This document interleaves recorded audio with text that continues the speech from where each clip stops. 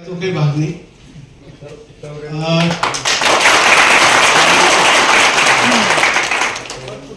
9 August 2023 चा दिवस मी आयुष्यात विसरणार नाही. वयाचे 55 वर्ष वाघासारखा जगलो. आता राहिले किती किरकोळ 5-10 वर्ष. लाचार होऊन घाबरून मुळीच जगणार नाही. परंतु एक महत्वाचं सांगतो, आपल्याला ज्या काही गोष्टी मला वाटतायत मांडाव्याशा, आज माझे बरेच जुने लोक या ठिकाणी आहेत आणि राजू भाऊ अगदी नितीन तावडे, संदीप महाजन, आम्हाला आठवतं एक अविनाश खासदार उत्तमराव पाटील यांचे पाचिया अविनाश सूर्यवंशी आणि राजू भाऊ हे लोक आम्हाला कुठेतरी रिक्षामधून खाली उतरायचे नितीन तावडेला आम्हाला आणि सांगायचे की भाषण कसं करायचं.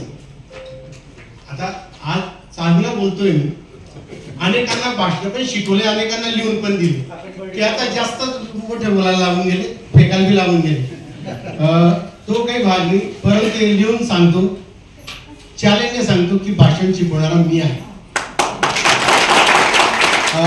काही आता धोनी सांगितलं अभयदादांनी आणि महत्वाच्या शिवसैनिकांना या ठिकाणी पदाधिकाऱ्यांना विनंती करतो, मी जर समजा ताईंसोबत सक्रिय झालो कोणत्याही क्षणाला तर मी आयुष्यात कोणती निवडणूक लढणार नाही, मला कोणतंही पद नको.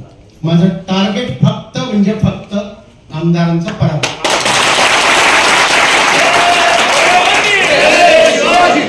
राहिला प्रश्न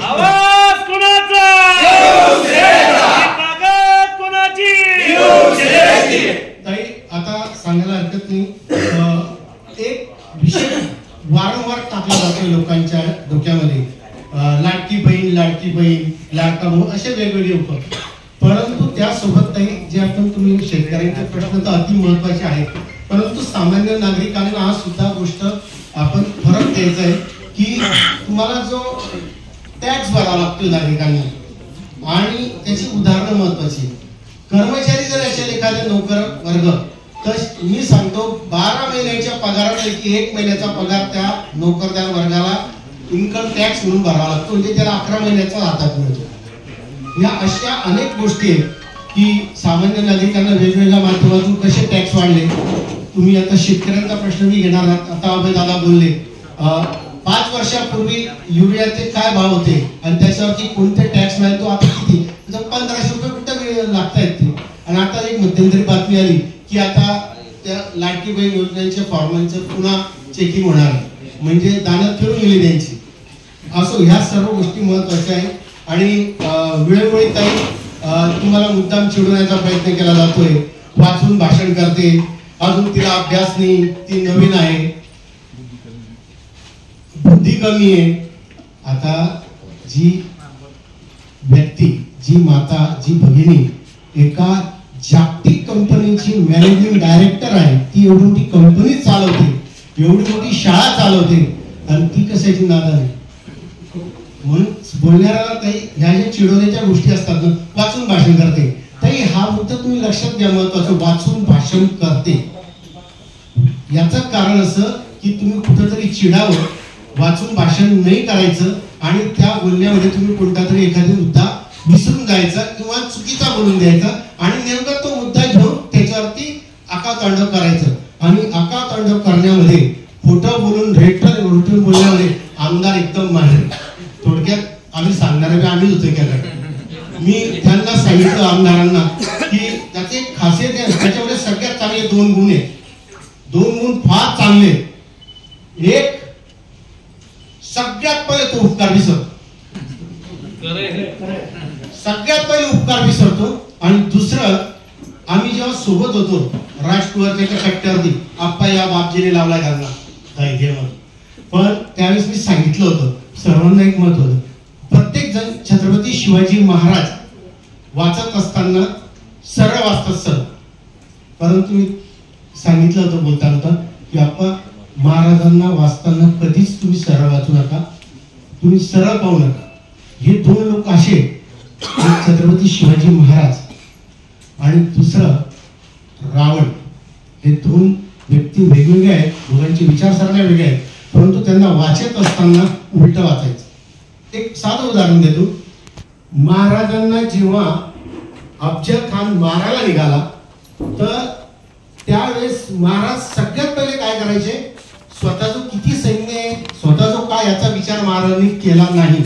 त्यांनी सगळ्यात पहिले काय विचार करायचे, छत्रपती शिवाजी महाराज, माझा शत्रू किती सैन्य घेऊन येतोय, त्याच्याजवळ किती दारुगोळा आहे, तो काय काय युद्धनीती त्याच्याजवळ आहे.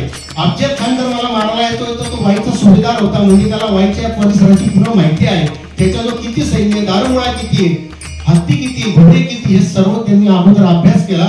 आणि मग ज्या ज्या ठिकाणी महाराज गेले त्यांच्या मागे हा अफजल खान येत होता आणि महाराज पुढे जायचे.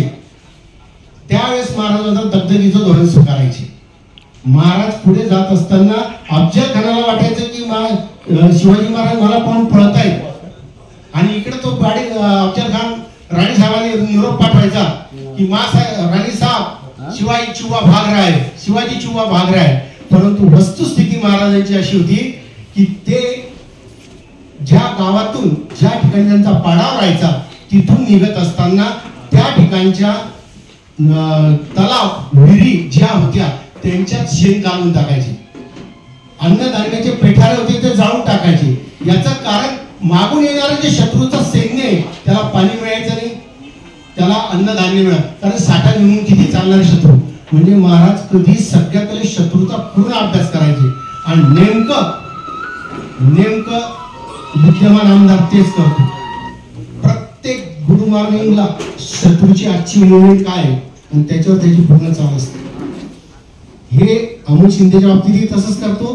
ताई किती वाजता निघाली, त्यांच्यासोबत कोण कोण आहे, काय झालं, सगळे अपडेट घेण्याचं काम. म्हणून शत्रूचा अभ्यास करण्याची त्याची फार चांगली कॅपॅसिटी आहे. हे जे सांगतो ताई मी ओपन सांगतोय आज. आणि तेच महत्वाचं आहे की आपल्या काही गोष्टी फक्त बाहेर जाऊ नका, आणि त्या जर आपण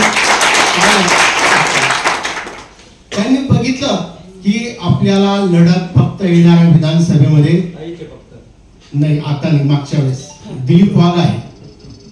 म्हणून सगळ्यात पहिलं काय काम केलं असेल ताई, तर दिलीप वाघला नाही बलात्कार प्रकरणी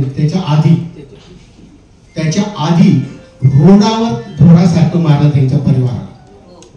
बहुजन समाजाचं नेतृत्व संपवायचा पहिला प्रयत्न केला. आणि ते मात्र तात्यांना काही मात्र माहित नव्हतं. तात्या आमदार होते, मात्र मारहाण करणारे कोण, त्यांचेच जवळचे पोलीस मित्र. आणि दुसरा मुद्दा त्यांनी केला, दुसरा मुद्दा कोणता केला असेल तर महाराष्ट्राच्या राजकारणात काय कोणत्याच राजकारणात इतकं घाणेरडं काम कोणी करणार नाही शत्रूच्या विरोधात राजकीय, तेवढं काम त्यांनी त्या प्रकरणात केलं. हे सर्वश्रुती. म्हणजे ह्या गोष्टी सुद्धा आपल्याला महत्वपूर्ण बघायचे आहे. तसंच मी स्वतः दिलीप भाऊ ज्यावेळेस विजय झाले त्यांच्या सोबत वन मॅन शो ओपन होतो. क्लिअर होतं माझं, कारण एक क्लिअर होतं की मी तात्यांच्या विरोधात काय लढत होतो. कारण तात्यांनी माझ्या नगरपालिकेच्या निवडणुकीत दत्ता जडेच्या सोबत काम केलं होतं, त्याला पैसा पुरवला होता, म्हणून मी तो एक बरोबरी करायचा प्रयत्न केला. आणि दिलीप भाऊ सोबत मी ओपन राहिलो.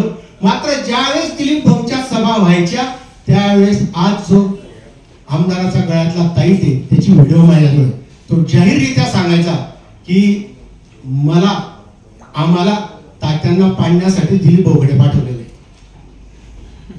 आज जो आमदाराच्या गळ्यातला ताईत आहे तो जाहीरपणे माझा जो व्हिडिओ येतो आणि तो आता नाही, मी निवडणूक लागू द्या यांच्या सगळे नाही पुरावे तुम्ही भाषणात बोलला की वाळू माफिया, काही वाळू माफिया नाही, ठेकेदार माफिया पद्धत पाचोरा तालुक्यात सुरू झालेली. ठेका माझ्याकडून घ्या, ठेक्यासाठी लागणारी खडी माझ्याकडून घ्या, सिमेंट माझ्याकडून घ्या, लोखंड, सगळे फर्म आमच्या ताब्यामध्ये, अगदी खालच्या लेवल पासून तर कलर काम पर्यंत. हे सुद्धा लोकांपर्यंत पोहोचणं महत्वाचं आहे. पेवर ब्लॉक पासून सर्वच हे सगळं महत्वाचं आहे. आणि हे तुम्ही आम्ही एकमेकांच्या बोलण्यातून या गोष्टी मांडायच्या आहेत. गाळांचं प्रकरण केलं आंदोलन रेल्वेचं. का बरं? खडी खरेदी करत नव्हता आणि तो ठेकेदार स्वतःच्या खडी मशीन मधून, म्हणून त्या रस्त्यासाठी तागडा होता. 10 वर्ष का झोपले होते का? परंतु या सगळ्या गोष्टी वेळोवेळी येणार. पाणी पुरवठ्याचा विषय आताच अभयदादाने सांगितलं. अभयदादा 96 गावांना पाणी पुरवठा योजना राबवली गेली पाचोरा तालुक्यात. एक थेंब त्या गावाला अजून पाणी मिळालं नाही. याचं जाऊ द्या गावातल्या खेड्यागावाचा विषय, पाचोरा शहरामध्ये सांगा त्यांनी एक तरी शुद्ध पाण्याचा फिल्टर. माझ्या घराच्या समोर मोठा फिल्टरेशन प्लांट आहे कोट्यावधी रुपयाचा, पण एक थेंब सुद्धा